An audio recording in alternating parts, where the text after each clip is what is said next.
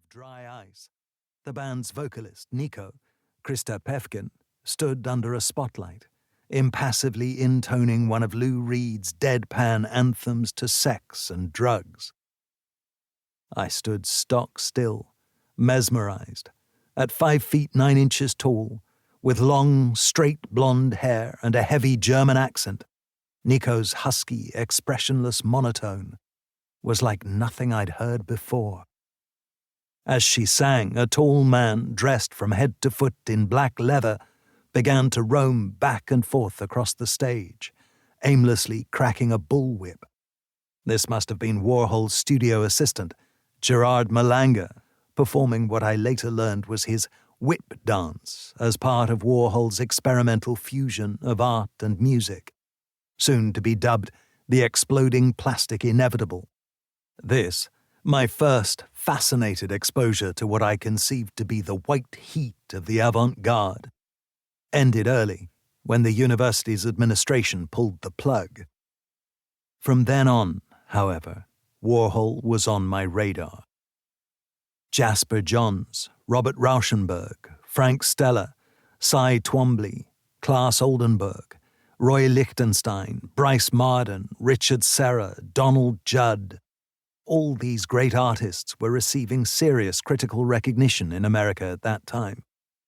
Andy Warhol was the exception. He was more famous than any artist on the list, but he was also the joker in the pack.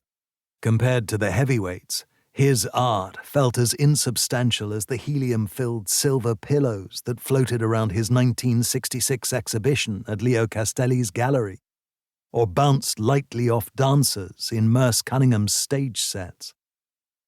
Even the iconic works of the 1960s, Campbell's soup cans and Brillo boxes, portraits of Marilyn, Elvis, and Liz, were sometimes dismissed as one-liners. Two of the most influential art critics of the time, Barbara Rose, Vogue, and Robert Hughes, Time, were at best ambivalent about Andy's work. And that really meant something, because both critics wrote with knowledge and passion about many of his contemporaries.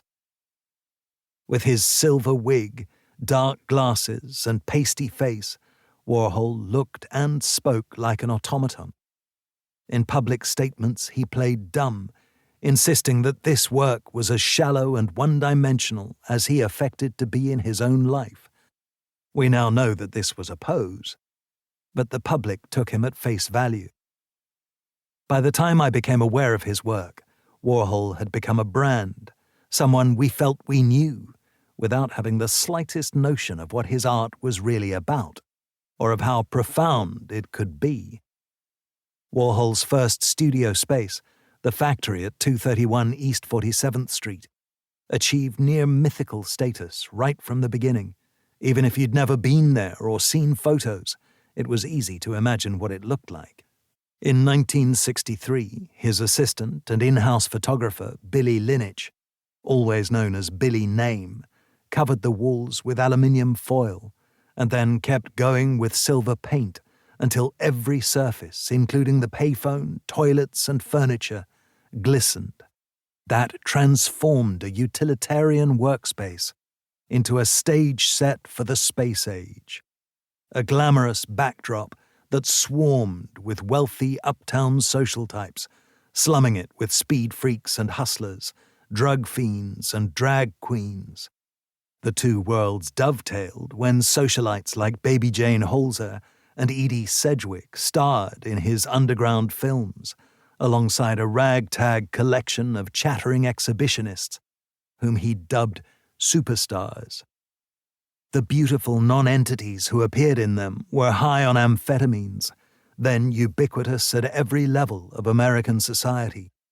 Speed initially creates euphoria and hyperactivity.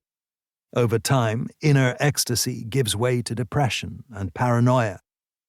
In the earlier films, the giddy chit-chat of Edie, Billy Name, Gerard Malanga, and Ondine, underground film star Robert Olivo, was frenetic and funny, if not always entirely audible. The very banality of their on-screen persiflage added to the visceral impact of an act of sudden violence or